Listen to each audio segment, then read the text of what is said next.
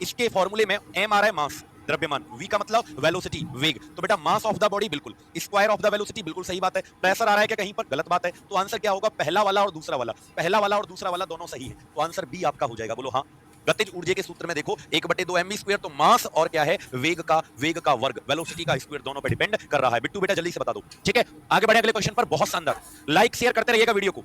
अगला प्रश्न हमारा 14वां सवाल, बताओ बेटा क्या आएगा, ठीक है बताओ। क्वेश्चन नंबर कौन सा है बोलो, 14th क्वेश्चन हमारा आ गया है। आप लोग कमेंट करके बताएं बेटा कि 14th क्वेश्चन का आंसर क्या होगा, ठीक है। थोड़ा थोड़ा पहले आसान आसान से क्वेश्चन कर लेते हैं, और करने तो सारे ही, फिर टिफिकल्ट यानी पहले बढ़ते जाएंगे, फिर टिफिकल्ट क्वेश्चन पर हम चलते जाएंगे बेटा। रुको एक सेकंड, बताओ बेटा, बताओ अगला क्वेश्चन बताइए। टिफिकल्ट क्वेश्चन धीरे धीरे आते जाएंगे, पहले थोड़े थोड़े से आसान क्वेश्चन कर लेते हैं। नेक्स्ट क्वेश्चन का आंसर बताओ बेटा क्या आएगा, बहुत बढ़िया। कहता है 14वां सवाल, 14th क्वेश्चन का आंसर बताओ जल्दी से, बताओ बेटा।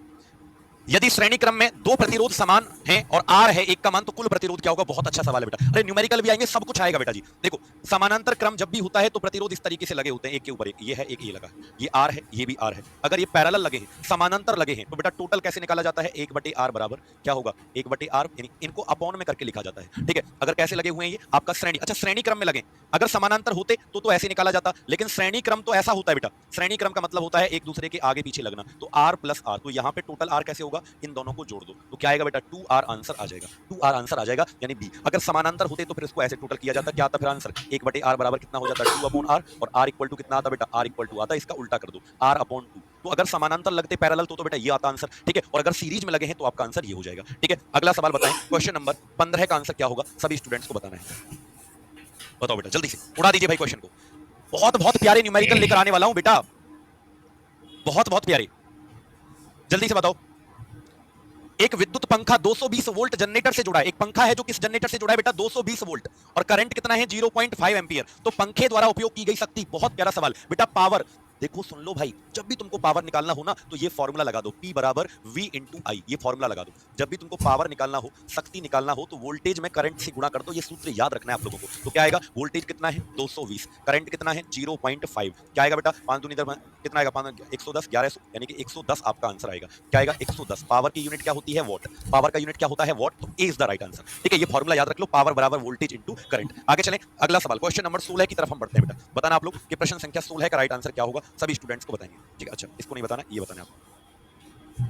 अभी करंट बताओ, 16वां क्वेश्चन बेटा, शेयर करते रहो प्लीज क्लास को, हर सवाल यहीं से छपेगा बेटा। अब देखो ये सवाल आरआरबी जेई 2024 में पूछा गया, मैं आपको टिपिकल से टिपिकल क्वेश्चन क्लास के अंदर करवा दूंगा, आसान से आसान क्वेश्चन क्लास के अंदर करवा दूंगा, लेकिन जरूरत है आपको लगातार देखने की, ठीक है। लगातार देखते रहो, हर तरीके का सवाल, चाहे जेई का हो, चाहे एएलपी का हो, आरपीएफ का हो, ग्रुप डी का हो, सारे क्वेश्चन मैं आपको करवाऊंगा। बताएं, When several resistance are joined in series, बेटा अगर सीरीज में प्रतिरोध को जोड़ा जाता है, जैसे मान लो 3 प्रतिरोध हैं, ये भी 2 का है, 2 ओम का, ये भी 2 ओम, प्रतिरोध का मात्रक ओम होता है, तो सीरीज में टोटल क्या आएगा 2 + 2 + 2 कितना आ जाएगा 6, 2 + 2 + 2 कितना आएगा 6 आएगा, सीरीज में पूछा है, तो greater than the sum of individual, बिल्कुल बेटा अगर सीरीज में जुड़े हुए हैं, equal to the sum of individual, गलत। अरे भाई टोटल जो आता है वो इनसे बड़ा ही तो आएगा, 2 से बड़ा है, देखो 2 से बड़ा है, 2 से बड़ा है, समझ में आया। डी वालों का equal to the sum of individual, equal to the sum of individual नहीं आएगा बेटा। क्या कह रहा है, when several are connected in series, equivalent resistance equal to the sum of व्यक्तिगत प्रतिरोध के योग के बराबर। हाँ बिल्कुल, B is the right answer, B सही है बेटा। अरे बी सही है, बी सही है एकदम, बी सही है बेटा। इक्वल टू द सम, सम का मतलब जोड़, सम ऑफ इंडिविजुअल, इंडिविजुअल का मतलब प्रत्येक, 2 + 2 + 2, तो टोटल आएगा, तीनों को जोड़ दो। यस बेटा बी सही है, ठीक है। कंफ्यूज हो गया था क्या, ए मैं उसको कहता ग्रेटर, ग्रेटर का मतलब नहीं, अलग अलग, ठीक है, याद रखना आप लोग। लेस देन नहीं आएगा, क्या आएगा इक्वल टू द प्रोडक्ट, नहीं प्रोडक्ट नहीं, इक्वल टू सम, सम का मतलब जोड़ना, ठीक है बेटा। चलो अगला सवाल है हमारा, अगला क्वेश्चन है हमारा बेटा 17वां सवाल। आप लोग बताना प्रश्न संख्या 17 का आंसर क्या होगा, सारे स्टूडेंट्स बताएंगे बेटा। एक सेकंड रुकें प्लीज, देखो हर तरीके का प्रश्न है भाई, बताओ बेटा। क्वेश्चन 17 बहुत ही प्यारा सवाल है। I know sir, B is the right answer, very good बेटा। 1500 के पार होने चाहिए स्टूडेंट, मैं आपसे सच बता रहा हूं, मजा आ जाएगा अगर ऐसा हो गया 1500 के पार। कहता है निम्नलिखित में से कौन सा उपकरण विद्युत धारा के ताप प्रभाव के आधारित है, यानी कि हीटिंग इफेक्ट ऑफ करंट। बेटा एक व्यक्ति थे जिनका नाम होता था जूल, क्या होता था जिनका नाम जूल, इन्होंने दिया था विद्युत धारा का ऊष्मीय प्रभाव, हीटिंग इफेक्ट ऑफ करंट। मतलब जब किसी चीज में से करंट जाता है तो वो गर्म हो जाती है, आपने देखा होगा, फोन का चार्जर गर्म हो जाता है ना, टीवी गर्म हो जाता है, पंखा गर्म हो जाता है, एसी गर्म हो जाता है, तो ये नियम किसने दिया, जूल ने दिया। कितना गर्म होता है उसका फॉर्मूला लिखवाऊंगा। जनरेटर इसके ऊपर काम करता है क्या? मतलब काम करता है। कौन सा उपकरण? तो बेटा इलेक्ट्रिक आयरन, जो कपड़ों पे प्रेस करते हो ना स्त्री, कपड़ों वाली स्त्री, तुम्हारी वाली स्त्री नहीं, तो इलेक्ट्रिक आयरन इसके ऊपर काम करती है। जैसे ही प्रेस में बिजली जाती है गर्म हो जाती है। और राजा बेटा याद रखना कितना हीट ऊष्मा उत्पन्न होता है, इसके लिए इसने ना फॉर्मूला दिया हुआ है और वो पेपर में न्यूमेरिकल आता है। याद रखना क्या? H बराबर आई स्क्वायर आर टी। ये फॉर्मूला लिख लो बेटा, ये फॉर्मूला है क्या? H बराबर आई स्क्वायर आर टी। आई का मतलब क्या होता है? विद्युत धारा, करंट। आर का मतलब क्या होता है? रेसिस्टेंस यानी कि प्रतिरोध। और टी का मतलब क्या होता है? समय। समय का मतलब टाइम। ये तीन चीज पर निर्भर करता है हीट, ऊष्मा। तो 11वें क्वेश्चन का 17वें क्वेश्चन का आंसर क्या होगा? सी आपका हो जाएगा बेटा। ठीक है, कहो ना दिल से यार, बोलो सी इज द राइट आंसर। तुम लोग दिल से नहीं बोल रहे हो। ठीक है, जल्दी से बताओ हाँ या ना। अगले प्रश्न पर चलें। 18वां सवाल हमारा आने वाला है। क्वेश्चन तो हर कुछ करना है आपको बेटा। 18वां बताओ हर तरीके का। अब देखो ये सवाल फिर से आरआरबी जेईई 2024 के अंदर पूछा गया। बताओ बेटा कब पूछा गया? 18 दिसंबर 2024 को। बताएं बेटा, एक लेंस में मुख्य फोकस कितने होते हैं? लेंस के फोकस, जैसे मान लीजिए लेंस हमारे दो प्रकार के होते हैं बेटा। एक हमारा होता है उत्तल लेंस, जिसे कॉन्वेक्स कहते हैं। ये ऐसा दिखता है, उत्तल लेंस हमारा ऐसा दिखता है बेटा, ऐसा दिखेगा, है ना। और एक होता है अवतल लेंस, एक होता है कॉनकेव लेंस बेटा। ये हमारा ऐसा दिखता है। सॉरी, अरे उल्टा लिख दिया भाई। ये है कॉनकेव, ये है कॉनकेव लेंस और ये है कॉन्वेक्स लेंस। ठीक है, ये है उत्तल लेंस। याद रखना ये उत्तल लेंस है, ये कॉनकेव अवतल लेंस। इनके दो ऐसे जब आप इसको घुमाओगे तो इसको दो गोला बनेंगे, इसके भी दो सर्कल बनेंगे, यानी इसको स्फीयर कहते हैं। स्फेरिकल लेंस भी इनको कहा जाता है। तो बेटा दो इसके क्या होते हैं? दो फोकस होते हैं। आंसर इज द राइट, दो। क्योंकि जब इसको इधर घुमाओगे तो इसका फोकस इधर बनेगा, इसको घुमाओगे इसका इधर बनेगा, इसको घुमाओगे इसका इधर बनेगा, इसका इधर। तो दो दो फोकस होते हैं बेटा। क्या होते हैं? दो। क्लियर है? चलो समझ में आया बेटा? बिल्कुल। आगे चले अगले क्वेश्चन पर। तो दो, अच्छा इसको इकट्ठा करने वाला कहते हैं कि इसको इकट्ठा करने वाला बेटा ये वाला जो है ना कॉनकेव, इसे डाइवर्जिंग लेंस कहते हैं। डाइवर्जिंग का मतलब होता है अपसारी, ये प्रकाश को फैला देता है। ये प्रकाश को क्या कर देता है? फैलाने का काम करता है, डाइवर्ट करने का। लेकिन ये वाला जो है उत्तल, ये अभिसारी है, इकट्ठा करने वाला, कन्वर्जिंग, ये इकट्ठा करने वाला है बेटा। तो दोनों अलग अलग याद रखना बेटा।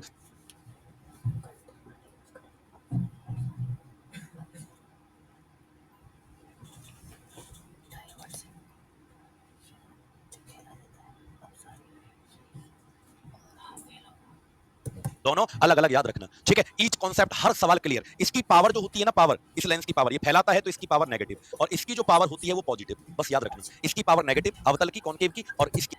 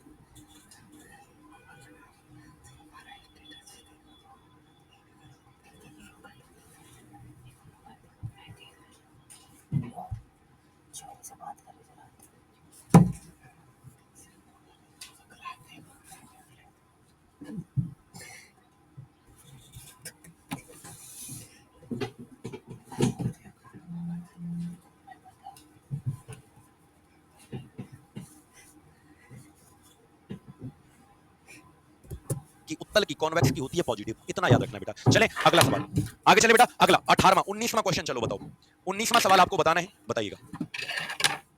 बहुत बढ़िया। आरपीएफ ऐसा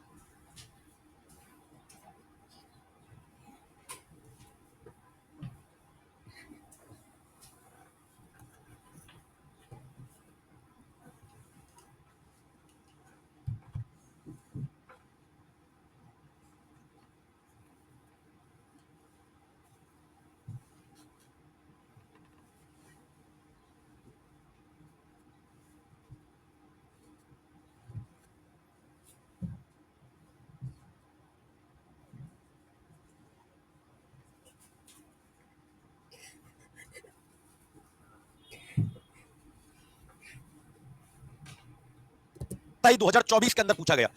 रेलवे के अंदर एसआई के अंदर 2024 में क्वेश्चन पूछा गया, बताएं बेटा। Image those are form on a screen, ऐसे प्रतिबिंब जिनको पर्दे पर छापा जा सकता है उनको क्या कहते हैं? बहुत प्यारा सवाल है भाई, शेयर करते रहिएगा। 1500 के पार हमारे स्टूडेंट्स होने चाहिए क्लास के अंदर, 1500 के पार होना चाहिए आंकड़ा बेटा आपका, 1500 के पार। बहुत बढ़िया, बताइएगा। पर्दे पर जो छप सकता है उसको रियल, वास्तविक प्रतिबिंब कहते हैं। क्या कहते हैं? रियल। लेकिन जो पर्दे पे नहीं छप सकता उसको इमेजिनरी कहा जाता है, उसको काल्पनिक कहते हैं, जो पर्दे पे नहीं छप सकता। ठीक है, ये बात याद रखना है। आगे चलें, 20वां सवाल आरपीएफ एसआई के अंदर पूछा गया। क्वेश्चन नंबर 20 का आंसर बताओ बेटा, क्या आएगा? आपको बताना है क्वेश्चन नंबर 20 का आंसर। विद्युत आवेश का एसआई मात्रक क्या है? The SI unit of electric charge is. बताओ बेटा। बहुत शानदार भाई, लाइक शेयर करते रहिएगा। और यूट्यूब पर यदि पहली बार हैं तो सब्सक्राइब वाला बटन दबा दो जल्दी से, दबाओ दबाओ दबाओ, जल्दी से दबाओ। बहुत बढ़िया। विद्युत आवेश का एसआई मात्रक क्या होगा? इलेक्ट्रिक चार्ज का एसआई यूनिट क्या होता है? तो आप याद रखेंगे, चार्ज का यूनिट होता है कूलाम। आवेश का जो मात्रक होता है वो क्या होता है? कूलाम आपका होता है। ठीक है, दूसरा यूनिट क्या होता है? देखो, विद्युत धारा, आई बराबर फॉर्मूला होता है Q upon T। Electric current, इसे क्या कहते हैं? विद्युत धारा। इसका फॉर्मूला क्या होता है? इलेक्ट्रिक करंट का विद्युत धारा का सूत्र होता है क्या? चार्ज। चार्ज का मतलब आवेश बटे समय। ये आपका इलेक्ट्रिक करंट का क्या होता है? फॉर्मूला होता है बेटा। ये विद्युत धारा का फॉर्मूला होता है क्या? बोलो, आवेश बटे समय। तो आप यहां से दूसरा फॉर्मूला बता सकते हो चार्ज का। Q बराबर क्या होगा? बोलो, I गुणा T में लिख सकता हूं, I गुणा T में लिख सकता हूं बेटा, हाँ या ना? कमेंट करके बताएं। तो I कितना है? I की यूनिट होती है एम्पियर, विद्युत धारा का मात्रक होता है एम्पियर, और टाइम का होता है सेकंड। तो आंसर जो होगा वो क्या हो जाएगा? एम्पियर सेकंड आपका सही जवाब हो जाएगा बेटा। क्या हो जाएगा? एम्पियर सेकंड आपका राइट आंसर हो जाएगा। तो एक तो कूलम्ब हो जाएगा, एक एम्पियर पर सेकंड, ये दोनों यूनिट चार्ज के होते हैं बेटा। ठीक है, चलो कौन कौन जुड़ चुके हैं हमारी क्लास के अंदर? न्यू स्टूडेंट कौन कौन है? कमेंट करके बताएं। 21वां सवाल आप लोग बताएं क्या होगा? क्वेश्चन नंबर 21 का आंसर सभी लोगों को बताना है। 21वां सवाल बेटा उड़ा दीजिए। टेक्नीशियन ग्रेड थर्ड के अंदर पूछा गया बेटा, टेक्नीशियन ग्रेड थर्ड 2024 के अंदर, बताएं। रुपेश बेटा जल्दी से बताइए सभी स्टूडेंट्स। बहुत बढ़िया, शानदार। लगातार 12 घंटे क्लास चलने वाली है, साथी कमर कस लो, जाना कहीं नहीं है आप लोगों को। बताओ। बहुत बढ़िया। किसी चालक से 10 सेकंड में 1 एम्पियर विद्युत धारा जाती है तो आवेश कितना होगा? बेटा देखो, आई बराबर क्या होता है? फॉर्मूला Q अपॉन T, लिख लो, है ना। विद्युत धारा बराबर आवेश बटे समय। Q निकालना है तो फॉर्मूला क्या होगा? I गुणा T। I कितना दे रखा है आपको? 1 एम्पियर। समय कितना दिया है? 10 सेकंड। तो आंसर क्या आएगा आपका? आंसर आपका 10 कूलाम्ब हो जाएगा। क्या हो जाएगा? 10 कूलाम्ब आपका आंसर हो जाएगा। ठीक है, चार्ज की यूनिट क्या होती है बेटा? चार्ज की यूनिट क्या होती है? कूलाम्ब होता है, या फिर आपका क्या होता है? एम्पियर पर सेकंड होता है। चले एम्पियर सेकंड, सॉरी। आगे चलें, 22वां क्वेश्चन बताओ बेटा क्या आएगा? क्वेश्चन नंबर 22 का राइट आंसर बताओ क्या आएगा? जल्दी से उड़ा दो, उड़ा दीजिए भाई। ऐसे करोगे क्या? बायर का आंसर हो दिया है 10 बटे समय। किस कितना होगा? बेटा देखो, आई बराबर क्या होता है? फॉर्मूला Q अपॉन T, लिख लो, है ना। विद्युत धारा बराबर आवेश बटे समय। Q निकालना है तो फॉर्मूला क्या होगा? I गुणा T। I कितना दे रखा है आपको? 1 एम्पियर। समय कितना दिया है? 10 सेकंड। तो आंसर क्या आएगा आपका? आंसर आपका 10 कूलाम्ब हो जाएगा। क्या हो जाएगा? 10 कूलाम्ब आपका आंसर हो जाएगा। ठीक है, चार्ज की यूनिट क्या होती है बेटा? चार्ज की यूनिट क्या होती है? कूलाम्ब होता है, या फिर आपका क्या होता है? एम्पियर पर सेकंड होता है। चलें एम्पियर सेकंड, सॉरी। आगे चलें, 22वां क्वेश्चन बताओ बेटा क्या आएगा? क्वेश्चन नंबर 22 का राइट आंसर बताओ क्या आएगा? जल्दी से उड़ा दो, उड़ा दीजिए भाई। ऐसे करोगे क्या? बहुत बढ़िया, उड़ाओ बेटा क्वेश्चन को। संवेग का ऐसा ही मात्रक क्या है? बहुत बढ़िया। अच्छा, क्लास कहां से आप लोग क्लास को देख रहे हैं? हमारे कितने स्टूडेंट ऐसे हैं जो बिहार से क्लास को देख रहे हैं? यूपी वाले कितने हैं बताओ? तो बताओ बेटा, मोमेंटम जो होता है संवेग, राजा बेटा इसका फॉर्मूला होता है P बराबर मास यानी द्रव्यमान गुणा वेग, मास इनटू वेलोसिटी, ये इसका फॉर्मूला होता है। याद रखना, द्रव्यमान गुणा वेग इसका सूत्र होता है P बराबर, है ना। अच्छा, तो यूनिट क्या होगा? मास का होता है द्रव्यमान का किलोग्राम, और वेग का मात्रक होता है वेलोसिटी का क्या? बोलो, मीटर पर सेकंड। तो किलोग्राम मीटर पर second, D is the right answer. D सही है। क्यों? क्योंकि बेटा देखो, केजी, और इसको मैं ऐसे भी तो लिख सकता हूं मीटर सेकंड की घात -1। क्यों? क्योंकि सेकंड जब ऊपर जाएगा तो -1 हो जाएगा। क्लियर? चलो समझ में आया यहां तक? बिल्कुल बेटा, याद रखना, संवेग जो होता है मोमेंटम, ये एक वेक्टर क्वांटिटी है। कैसी है? सदिश राशि होती है। ये सदिश उसे कहते हैं जिसमें परिमाण के साथ साथ दिशा होती है, मैग्नीट्यूड के साथ साथ जिसमें डायरेक्शन होता है, परिमाण के साथ साथ दिशा होती है, उसको क्या कहा जाता है? सदिश, यानी कि उसको वेक्टर कहा जाता है। बोलिए, ठीक है। चलो अगला सवाल, 23वां सवाल उड़ाना। क्वेश्चन नंबर 23 का क्वेश्चन बताओ बेटा क्या आएगा? बताइए बेटा, जल्दी से बताइए। बहुत बढ़िया, बुलडोजर बाबा के जिले से हैं ये, बहुत बढ़िया। यूपी वालों सुन लो भाई, और हमारे क्या नाम इसका, बिहार वालों, बिहार से हैं गुरुजी, बहुत बढ़िया, है ना। बिहार मुझे बहुत पसंद है, मुझे वहाँ की लैंग्वेज जो है बहुत अच्छी लगती है, भाषा बहुत अच्छी लगती है। इतने इज्जत से बात करते हैं ना, प्यार से बात करते हैं। लीजिएगा ना, खाइएगा ना, सर बैठ जाइएगा, पानी पी लीजिएगा, मतलब इतना बड़ा कर देते हैं, छोटे से वर्ड को इतना बड़ा कर देते हैं। हमारे यहाँ क्या कहेंगे? पानी पी ले, पानी पी लीजिएगा, खाना खा लीजिएगा, आ जाइएगा, लड़ाई मत कीजिएगा। बड़े इज्जत से बोलते हैं, बहुत प्यार से बोलते हैं। मैं को हम बोलते हैं। अकेला आदमी भी बोलेगा कि मैंने खाना खा लिया, हमारे यहाँ ऐसा बोला जाता है, मैंने खाना खा लिया। कोई पूछे खाना खा लिया? हाँ जी मैंने खाना खा लिया। हमने खाना खा लिया, खुद को ही इतना इज्जत दे देते हैं कि बहुत ज्यादा। हमने खाना खा लिया, बहुत प्यार से बोलते हैं सच में। Which of the following phenomena is responsible for Tyndall effect? बताओ, टिंडल प्रभाव के लिए। और जहां इनको, जैसे बिहार में जहां इनको मैं बोलना होगा वहां हम बोलते हैं, और जहां हम बोलना होगा वहां मैं बोलते हैं। जैसे बोलना है हमारा गांव, बिहार में मोस्टली मैंने देखा है क्या बोला जाता है, मेरा गांव, मेरा गांव, हम बोलते हैं हमारा गांव। ठीक है, तो मैं और हम में एक्सचेंज है भाई, मैं और हम में एक्सचेंज। टिंडल इफेक्ट जो होता है, टिंडल प्रभाव, ये कौन सी घटना होती है लाइट की, तो आप याद रखना ये हमारा क्या होता है, डिस्पर्जन, डिस्पर्जन ऑफ लाइट। क्या होता है बेटा, प्रकाश का विक्षेपण, बीज सॉरी अरे डिस्पर्जन कह रहा हूं, स्कैटरिंग ऑफ लाइट, प्रकाश का प्रकीर्णन। D is the right answer. क्यों बेटा, टिंडल एक व्यक्ति का नाम है, टिंडल एक साइंटिस्ट है बेटा। इन्होंने बोला कि जैसे ये कोई पानी से भरा हुआ बर्तन है, मान लीजिए इसमें इसमें पानी भरा हुआ है और इसमें से इधर से टॉर्च लगाया जाता है, ये है टॉर्च, इसमें से टॉर्च को ऐसे मारा जाता है। अगर ये टॉर्च इधर पार निकल जाती है, टॉर्च ऐसे लगाया, अगर इसमें से बाहर निकल जाती है, इसका मतलब ये टिंडल इफेक्ट को दर्शाएगा, टिंडल प्रभाव को दर्शाएगा, अगर इसमें से बाहर निकल जाएगी तो इसको स्कैटरिंग कहते हैं बेटा। इसको क्या कहते हैं, प्रकाश का प्रकीर्णन कहा जाता है। क्लियर, चलो अगले सवाल पर चलते हैं। क्वेश्चन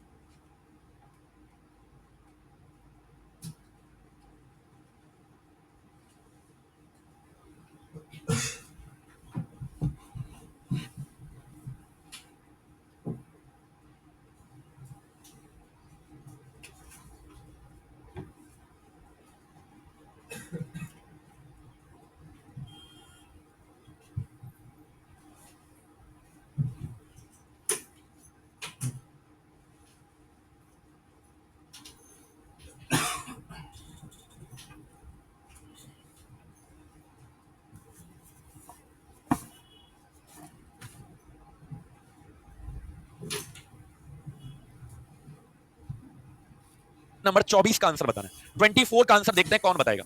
ठीक है, देखते हैं कौन बताएगा, कौन बताएगा 24 का आंसर। बताओ बेटा जल्दी से बताओ, बहुत बढ़िया, scattering is the right answer. चलो चलो चलो बताओ भाई, शेयर करो ना क्लास को जल्दी से, बहुत बढ़िया। बताओ, गुरुत्वाकर्षण स्थिरांक जिसे कैपिटल जी कहते हैं, इसका मान फिक्स रहता है, गुरुत्वाकर्षण वाला टॉपिक पढ़ा था। ठीक है, बताओ इसकी वैल्यू फिक्स रहती है, कितनी होती है, 6.67 इंटू 10 की पावर -11, ये इसका वैल्यू होता है। और इसका मात्रक जो होता है वो होता है न्यूटन मीटर स्क्वायर पर किलोग्राम स्क्वायर, ये इसका यूनिट होता है। ठीक है, तो आंसर क्या आएगा बेटा, B is the right answer. ये कैपिटल जी का यूनिट, ए वालों का सही है, गलत है अरे बी सही है, न्यूटन मीटर स्क्वायर पर किलोग्राम स्क्वायर। बेटा किलोग्राम स्क्वायर ऊपर जाके माइनस का हो जाएगा ना, माइनस का 2 हो जाएगा। और इसकी खोज किसने की थी, इसे कहते हैं ग्रेविटेशनल कांस्टेंट, इसकी वैल्यू कभी नहीं बदलती, फिक्स रहती है बेटा ये।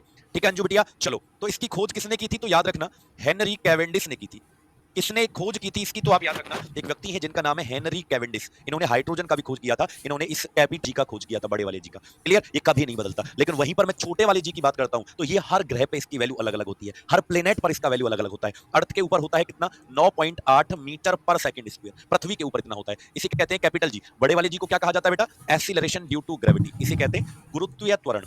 क्या कहा जाता है इसको, गुरुत्वीय त्वरण, है ना, इसे कहते हैं एक्सीलरेशन ड्यू टू ग्रेविटी, याद रखना एक्सेलरेशन ड्यू टू ग्रेविटी, गुरुत्वीय त्वरण इसे कहा जाता है, गुरुत्वीय त्वरण। ठीक है, हाँ चलो, ये हर ग्रह पे अलग अलग होता है, वो सेम रहता है बेटा हर जगह। वो क्या होता है? सेम। 25वां क्वेश्चन बताओ क्या आएगा? क्वेश्चन नंबर 25 बताओ बेटा, जल्दी से बताओ।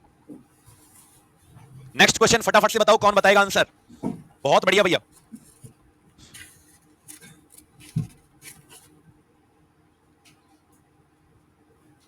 बताइए बेटा जल्दी से। ग्रह किस बल के कारण चारों ओर चक्कर लगाते हैं? कमेंट करके बताएं बेटा। Due to which force do the planet revolve around the sun? ग्रह जो होते हैं सूरज के चारों ओर चक्कर लगा रहे हैं, आपको पता है हमारी पृथ्वी भी लगाती है, ठीक है। हाँ, और बाकी के सारे ग्रह भी सूरज के चारों ओर चक्कर लगाते हैं। तो मेरे साथी सभी लोग बताएं कि भाई कौन सा बल होता है? तो आप बोलेंगे ग्रेविटेशनल, गुरुत्वाकर्षण बल होता है। क्या होता है? ग्रेविटेशनल फोर्स होता है, गुरुत्वाकर्षण बल होता है। क्लियर है? फटाफट से कमेंट करके बता दीजिएगा। आगे चलें क्या अगले क्वेश्चन पर? बढ़े क्या अगले क्वेश्चन पर? जल्दी से बताओ। तो 25वें क्वेश्चन का डी हो जाएगा सही जवाब। अब हम चलते हैं क्वेश्चन नंबर 26 की तरफ, ठीक है। बता आप लोग बेटा, क्वेश्चन नंबर 26 का आंसर क्या होगा? सभी लोगों को बताना है, बताइए जल्दी से बताओ बेटा। बहुत बढ़िया हिमांशु जी, लव यू मेरे भाई, लव यू टू। बाराबंकी से इतना प्यार करते हैं तुम हमको, बार बार कमेंट नहीं करेंगे लेकिन ठीक है, हम समझ सकते हैं तुम्हारी भावनाओं को। चलिए, झारखंड के रहने वाले हैं, अच्छा जी। सागर भैया झारखंड से बिलोंग करते हैं। चलो अगला क्वेश्चन बताओ। एक बॉल है जो 0.5 किलोग्राम का है और ये बॉल कितनी तेज गति कर रहा है? 6 मीटर पर सेकंड। तो गतिज ऊर्जा बताओ, जल्दी से बताओ, काइनेटिक एनर्जी। कमेंट करके बताओ बेटा, गतिज ऊर्जा क्या होगा? तो आप बोलेंगे सर अभी निकाल के बता देते हैं, रुक जाओ। गतिज ऊर्जा का सूत्र है 1/2 mv²। ये हमारा गतिज ऊर्जा का फॉर्मूला है बेटा। तो क्या आएगा भाई? देखो 1/2 m कितना है बेटा? द्रव्यमान कितना है? कमेंट करके बताओ। 0.5। वेग कितना है? 6। तो 6 का 2 बार गुणा होगा, स्क्वायर है। 2 से कटेगा कितनी बार? 3 बार। तो गतिज ऊर्जा जो होगा 6 तिया 18 पंजे कितना होगा? 90। तो 9 जूल हो जाएगा। क्या होगा? 9 जूल आपका सही जवाब हो जाएगा बेटा। कितना हो जाएगा? 9 जूल। क्लियर है? चलो भाई आगे चले अगले क्वेश्चन पर। बहुत बढ़िया। 27वां प्रश्न बताओ बेटा क्या होगा? क्वेश्चन नंबर 27 का आंसर आप लोगों को बताना है। बताइए, वर्क डन, किया गया जो कार्य होता है वो किसके बराबर होता है? फॉर्मूला आपसे पूछा है वर्क का, कार्य का सूत्र आपसे पूछा है बेटा राधा कुमारी, वेस्ट चंपारण बिहार से। बहुत बढ़िया बेटा। चलो अगला क्वेश्चन बताओ फटाफट से, जल्दी जल्दी से बताओ क्वेश्चन का आंसर क्या होगा। नेक्स्ट क्वेश्चन बताइएगा। टेक्नीशियन ग्रेड 3 2024 के अंदर प्रश्न पूछा गया है, बताइएगा क्या वर्क डन जो होता है कार्य, ये किसके बराबर होता है? तो आप याद रखना ये बल गुणा विस्थापन। क्या होगा? फोर्स इनटू डिस्प्लेसमेंट, बल गुणा विस्थापन के बराबर होगा, ठीक है। लेकिन अगर कहीं पर मान लीजिए ये फोर्स इधर लगाया बल और इधर विस्थापन हो रहा है, एस का मतलब होता है बेटा, एस का मतलब होता है डिस्प्लेसमेंट, विस्थापन। बल इधर लग रहा है, विस्थापन इधर हो रहा है, तो इन दोनों के बीच में एंगल बन जाता है। क्या बन जाता है? कभी कभी बेटा इन दोनों के बीच में थीटा, कोण बन जाता है। तो उस समय क्या फॉर्मूला होता है निकालने का? W बराबर एफ एस कॉस थीटा। क्या होता है? W बराबर एफ एस कॉस थीटा। ये वाला फॉर्मूला याद रखना बेटा। क्लियर? चलो अगले प्रश्न पर चलते हैं। तो दोनों फॉर्मूले आपको क्या होने चाहिए बेटा? याद होने चाहिए। अगला हमारा सवाल है 28वां क्वेश्चन बताओ, ठीक है। उड़ा दीजिए बेटा, चलिए बताइएगा, जल्दी से बताइएगा।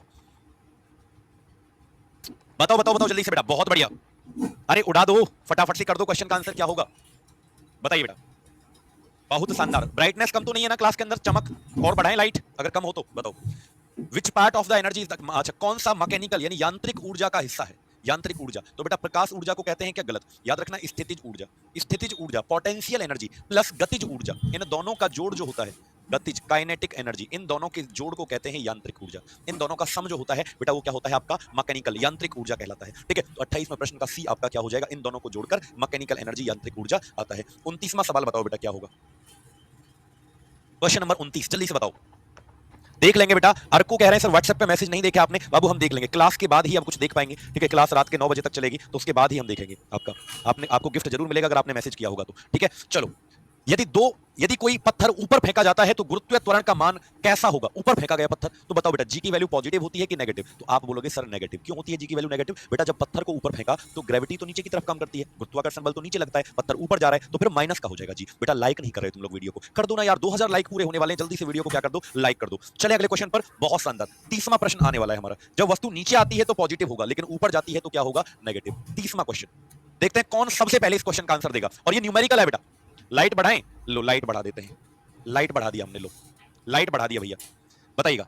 120 प्रतिरोध के एक चालक में से 2 एंपियर की धारा प्रवाहित हो रही है। देखो बेटा बहुत ही प्यारा सवाल है। देखो आर बराबर कितना दिया है? रेसिस्टेंस बराबर 120 ओम आपको दे रखा है, ठीक है। अब मेरी बात सुनो, आपको आई बराबर कितना दिया है? करंट आपको 2 एंपियर। आपको क्या निकालना है? चालक में विभवांतर वी निकालना है। कितना तो आसान क्वेश्चन है बेटा, वी निकालना है आपको, वी निकालना है वी। बताओ तो ओम का लॉ होता है वी इक्वल टू क्या होता है? I R. बेटा ये ओम्स लॉ होता है, इस नियम को साइमन ओम ने दिया था तो इसे ओम का नियम कहते हैं, ओम लॉ, ठीक है। V equal to I R. तो यहां से आपको क्या निकालना है? आपको वोल्टेज निकालना है। आई कितना है? 2। आर कितना है? 120। यही है ना? 120 नहीं है बेटा, ये गलती से लिखा है इसने, 12 है। अरे ये गलती हो गया इससे, 12 है बेटा। ये 12 ओम का प्रतिरोध है, ये सही कर लो थोड़ा बेटा। ये 12 दे रखा है, 120 नहीं है। क्या दे रखा है बोलो? ये 12 है, इसने गलती से लिख दिया बाबू। क्या आएगा आंसर बोलो? 24 वोल्ट आपका आंसर हो जाएगा, क्योंकि वोल्टेज जो होते हैं विभवांतर जो होता है वो वोल्ट में आता है। 24 वोल्ट। बेटा वो उसने 120 लिख दिया था गलती से, वो 12 है, ठीक है, जीरो ऐसे लगा दिया है पागल ने, है ना। तो 12 आपका सही हो जाएगा, याद रखना 12। दो देखो ये ना 12 ओम, वहां पे हिंदी में गलती से लिख दिया था 120, इंग्लिश में सही लिखा हुआ है, इंग्लिश में आपका सही लिखा हुआ है बेटा, देखो 12, वहां हिंदी में गलत लिख गया था। चलो तो ओम का लॉ कब दिया गया बताओ? 1827 में ओम का लॉ दिया गया था, ये भी याद रखना है। V equal to I R 1827 के अंदर दिया गया, ठीक है। अगला 31वां क्वेश्चन बताओ, चलो 31 सभी को बताना है क्वेश्चन नंबर कौन सा है बेटा? 31 का आंसर आप लोगों को बताना है सभी स्टूडेंट्स को, देखते हैं कौन सबसे पहले बता पाता है। 31 फॉर्मूला है बेटा, सिंपली छोटा सा एक फॉर्मूला बताना है। चैप्टर पढ़े ही नहीं है बेटा, रिप्लाई दीजिए। अगर चैप्टर नहीं पढ़ना है अब तो ये क्वेश्चन याद करने हैं, या तो इनको समझ लो या याद कर लो। बताओ बेटा, जल्दी से बताओ। लेंस द्वारा उत्पन्न आवर्धन, बेटा देखो एक होता है मैग्निफिकेशन, आवर्धन एम, एम बराबर होता है मैग्निफिकेशन। ये पता है कैसे निकाला जाता है? बस इसका एक फॉर्मूला याद रखो। जैसे मान लीजिए कोई लेंस है या कोई दर्पण है, मिरर, ये है मान लो, मैं दोनों का बताता हूं, ये दर्पण है, मिरर, इसके सामने कोई ऐसे वस्तु ऑब्जेक्ट, ये उत्तल अवतल है, अवतल, ये कॉनकेव मिरर है, अवतल, इसके सामने कोई ऑब्जेक्ट मैंने रख दिया, कोई वस्तु मैंने रख दी, और मान लो इसकी इमेज, इसका प्रतिबिंब कहीं नीचे जाके बन रहा है, ठीक है, इसका प्रतिबिंब कहीं नीचे जाके ऐसे बन जाता है, ये इसका इमेज बन गया, मान लो प्रतिबिंब, ये वस्तु थी, इसका इमेज। तो बेटा ऑब्जेक्ट की दूरी को यू कहते हैं, वस्तु की दूरी को यू कहते हैं, और प्रतिबिंब की दूरी को वी। वस्तु की जो दूरी होती है, ऑब्जेक्ट कितनी दूर है उसको यू कहते हैं, और इमेज जो होता है प्रतिबिंब की दूरी उसको वी कहते हैं। तो पता है मैग्निफिकेशन कैसे निकाला जाता है? V upon U. ये तो लेंस के लिए है फॉर्मूला, ये लेंस के लिए है, लेकिन अगर दर्पण का पूछा जाता मिरर का, तो यहां माइनस लगा दो बस, माइनस वी अपॉन यू। ये मिरर का होता है बेटा, ये किसका होता है बोलो? ये दर्पण का सूत्र होता है। तो याद रखना आंसर क्या होगा? B is the right answer, B आपका बिल्कुल सही जवाब हो जाएगा बेटा। क्लियर? चलो ऑनलाइन एग्जाम में मीडियम चेंज कर सकते हैं क्या? बिल्कुल कर सकते हो बेटा, ठीक है। हर क्वेश्चन को जब आप पेपर देने जाओगे कंप्यूटर स्क्रीन पे, तो वहां इंग्लिश भी होता है और हिंदी भी होता है। आप एक क्वेश्चन को हिंदी में भी देख सकते हैं और इंग्लिश में भी देख सकते हैं, ठीक है। चलो बेटा, हाइट, एक मैग्निफिकेशन हाइट से भी निकाला जाता है, H I upon H O, यानी इमेज का हाइट, प्रतिबिंब का हाइट डिवाइड बाई ऑब्जेक्ट, यानी कि वस्तु की ऊंचाई। तो वस्तु की ऊंचाई नीचे होती है, प्रतिबिंब की ऊंचाई ऊपर होती है, दोनों को भाग दे दो तो क्या आ जाता है? आवर्धन, यानी मैग्निफिकेशन आ जाता है। क्लियर? तो ये दोनों के लिए लगेगा, ये वाला दोनों के लिए होगा। चले अगला 31वां सवाल हो गया। अब हम चलते हैं क्वेश्चन नंबर 32 की तरफ चलते हैं बेटा। अब हम चलते हैं कौन से क्वेश्चन पर? कुछ आरपीएफ कांस्टेबल के क्वेश्चन भी कर लेते हैं बेटा, आरपीएफ कांस्टेबल के क्वेश्चन भी कर लेते हैं। बताओ 32वां क्वेश्चन, ये जितने भी क्वेश्चन अब आने आ रहे हैं ना, ये आरपीएफ कांस्टेबल वाले सवाल हैं, ठीक है। देखो मैं हर तरीके का, देख रहे हो तुम बाबू विनोद, देख रहे हो हर तरीके का क्वेश्चन क्लास में ही करवाया जा रहा है। एएलपी टेक्नीशियन ग्रेड 3, आरपीएफ और आपका जेई, ये सारे क्वेश्चन का निचोड़ मैं आपको क्लास में देने वाला हूं, वो भी नए क्वेश्चन के साथ, 2024 में पूछे गए क्वेश्चन के साथ, ठीक है। और ये तो 2025 वाला क्वेश्चन है, 6 मार्च 2025 को पूछा गया है, ठीक है बेटा। हर सवाल का निचोड़ आपको क्लास के अंदर दिया जाएगा। Which of the following quantity is measured using the unit quintal? Quintal से क्या मापा जाता है? तो क्विंटल से आपका वेट मापा जाता है, ये बात याद रखना। वेट, भार मापा जाता है क्विंटल में, भार मापा जाता है राजा बेटा किसमें? क्विंटल में मापा जाता है। क्लियर है? देख रहे हो विनोद, सब एकदम बढ़िया से अपने बच्चों को मैं करवा रहा हूं, ठीक है। अच्छा एक बात बताओ, वेट निकालने का वैसे फॉर्मूला क्या होता है? W बराबर